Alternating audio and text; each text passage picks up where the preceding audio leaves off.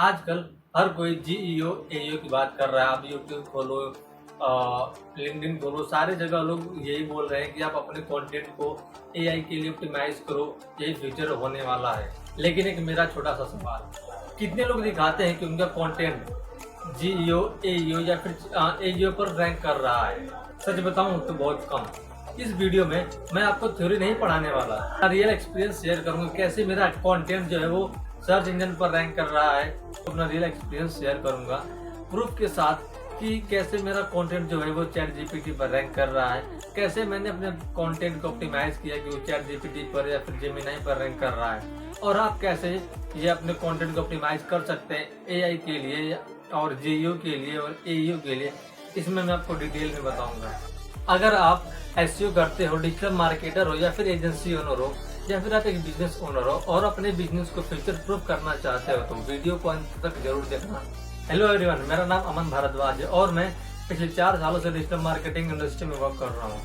AI और generative engine पर काफी मैंने वेबसाइट्स पर जीईओ एईओ स्ट्रेटजी इंप्लीमेंट की, कंटेंट ऑप्टिमाइज किया और फिर रिजल्ट्स ट्रैक किए। और ऑनेस्टली बोलूं तो जो रिजल्ट मुझे मिला वो काफी इंटरेस्टिंग था। आज की वीडियो में मैं आपको बताऊंगा कि जीईओ क्या होता है, एईओ क्या होता है, ट्रेडिशनल एसईओ क्यों एनफ नहीं है आजकल, और and the best part is AI search में रैंक करने के लिए कौन सी स्ट्रेटजी अपनानी चाहिए। एंड एट द एंड मैं आपको अपना खुद का किया गया इम्प्लीमेंट दिखाऊंगा कि मैंने जो कंटेंट लिखा था, जो एआई कंटेंट पे सर्च हो रहा है, एआई सर्च इंजन पे सर्च हो रहा है, मैं आपको प्रूफ के साथ दिखाऊंगा। स्टार्ट करते हैं। सबसे पहले बात कर लेते हैं एईओ क्या होता है। एईओ का फुल फॉर्म होता है आंसर इंजन ऑप्टिमाइजेशन। पहले लोग गूगल पर सर्च करते थे बेस्ट डिजिटल मार्केटिंग एजेंसी इन नोएडा, लेकिन आज यूजर से डायरेक्टली क्वेश्चन पूछता है जैसे नोएडा में बेस्ट डिजिटल मार्केटिंग एजेंसी कौन सी और क्यों। अब एक डायरेक्ट आंसर देता है, और अगर आपका कंटेंट उस एआई आंसर्स के लायक है तो एआई आपके कंटेंट को रेफरेंस दे सकता है। यानी गेम अब सिर्फ रैंकिंग का नहीं है, गेम आंसर बनने का है। अब बात कर लेते हैं जीईओ क्या होता है। जीईओ का फुल फॉर्म होता है जनरेटिव इंजन ऑप्टिमाइजेशन। जैसे आपको नाम से ही पता चल रहा है जनरेटिव इंजन ऑप्टिमाइजेशन, तो इसका मतलब होता है कि हमें अपने कंटेंट को इस अकॉर्डिंग कस्टमाइज करना होता है कि सारे सर्च इंजन के लिए ऑप्टिमाइज हो जाए, लाइक कि चैट जीपीटी, जेमिनी, परप्लेक्सिटी या फिर जितने ऐसे एलएलएम मॉडल हैं उन सभी के लिए ऑप्टिमाइज करने ही होता है सर्च। ऑप्टिमाइज करने को ही कहते हैं जनरेटिव इंजन ऑप्टिमाइजेशन। तो दिखाने जा रहा हूँ जो शायद बहुत कम लोग दिखाते हैं। यहाँ आप देख सकते हैं कि जो मैंने कंटेंट पब्लिश किया था उसके बाद ये जनरेटेड आंसर में मेरी वेबसाइट का मेंशन आना स्टार्ट हुआ है। ये ओवरनाइट नहीं हुआ और ये किसी मैजिक टूल की वजह से भी नहीं हुआ। इसके पीछे कुछ स्ट्रेटजी थी जो मैंने आपको अब बताने वाला हूँ। स्ट्रेटजी नंबर 1 है कि आपको कंटेंट इस हिसाब से लिखना है कि जैसे टॉपिकल अथॉरिटी बिल्ड करो, एक टॉपिक के बारे में ही निश कंटेंट लिख रहे हो। लाइक कि अगर आप डिजिटल मार्केटिंग के ऊपर लिख रहे हो तो आपको डिजिटल मार्केटिंग का सारा कुछ लिखना पड़ेगा, जैसे कि डिजिटल मार्केटिंग में क्या आता है, डिजिटल मार्केटिंग से रिलेटेड आप लिख सकते हो कि डिजिटल मार्केटिंग क्या होता है, एईओ क्या होता है, जीईओ क्या होता है, फेसबुक ऐड, गूगल ऐड, और जैसे सर्च कंसोल, GA4, ये सब के बारे में आप कंटेंट लिख सकते हो। या फिर ये भी लिख सकते हो इससे रिलेटेड, इसके अराउंड आप लिख सकते हो कंटेंट। इसी को बोलते हैं टॉपिकल अथॉरिटी।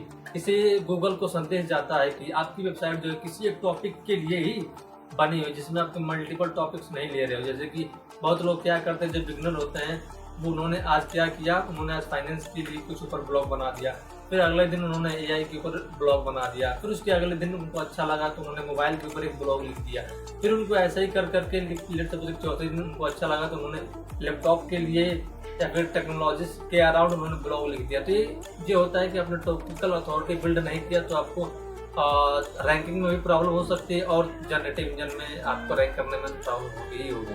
तो सबसे पहला होता है आपको टॉपिकल अथॉरिटी बिल्ड करना है। आप अपने टॉपिक के अंदर, आप अपने निश के अंदर इतने डिटेल में आप उसको ब्लॉग लिख डालो कि जितने कीवर्ड आप अपने क्या बोलते हैं कि अपने टॉपिक के अंदर या फिर अपने निश के अंदर जितने प्रकार के टॉपिक हो सकते हैं आप उन सबके ऊपर ब्लॉग लिख डालो। ये होता है टॉपिकल अथॉरिटी बिल्ड करना।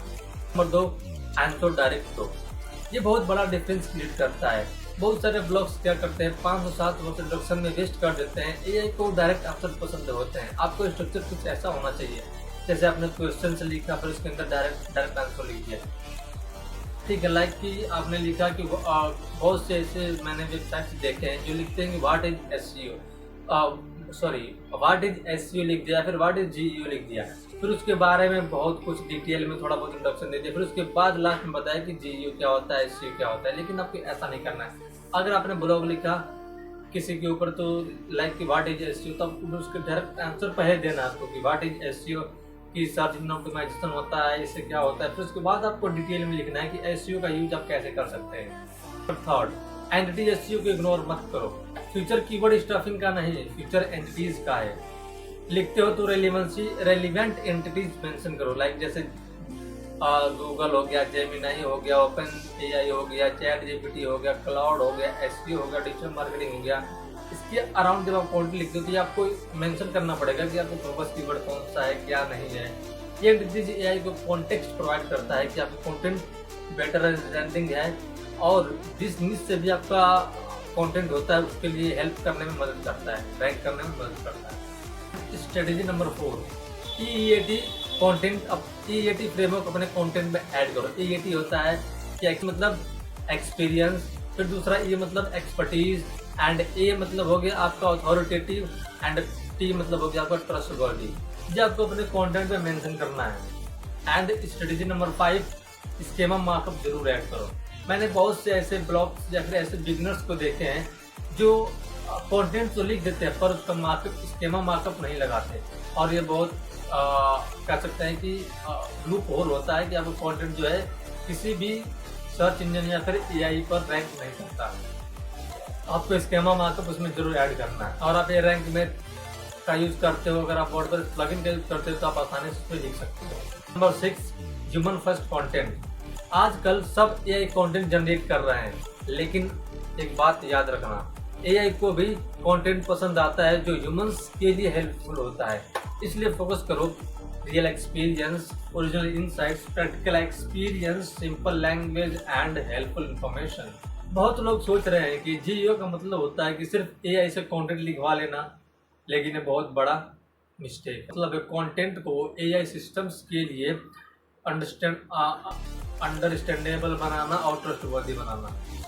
कंटेंट पर सिर्फ एआई जनरेटेड कंटेंट पोस्ट करना है। जीईओ 2026 में जीईओ पर रैंक करना चाहते हैं तो आपको ये जो मैंने 6 पॉइंट बढ़ाए इस पर आपको फोकस करना पड़ेगा। पहला आपका ट्रस्टेड अथॉरिटी, दूसरा आपका डायरेक्ट आंसर दोस्तों, तीसरा आपका एंटिटी एसईओ, चौथा आपका EEAT सिग्नल्स, पांचवा आपका मार्कअप स्कीमा, एंड छठा आपका हो गया ह्यूमन फर्स्ट कंटेंट। खुद इन प्रिंसिपल्स को अप्लाई किया है और रिजल्ट्स देखे हैं, और मुझे लगता है कि आने वाले 3 से 4 सालों में एसईओ का फ्यूचर जीईओ ही होने वाला है और एईओ होने वाला है। तो आपको इन बातों का भी ध्यान रखना है। हम एक डिजिटल मार्केटर हैं, हम लोग एक डिजिटल मार्केटर, हमें सिर्फ आज का नहीं सोचना होता, हमें फ्यूचर का भी सोचना होता है। वैल्यूएबल लगी हो तो लाइक करो, शेयर करो, सब्सक्राइब करना ना भूलें, क्योंकि मैं ऐसा ही इन्फॉर्मेशनल और वैल्यूएबल वीडियोज़ हमें वीक में एक बार लाता रहता हूँ।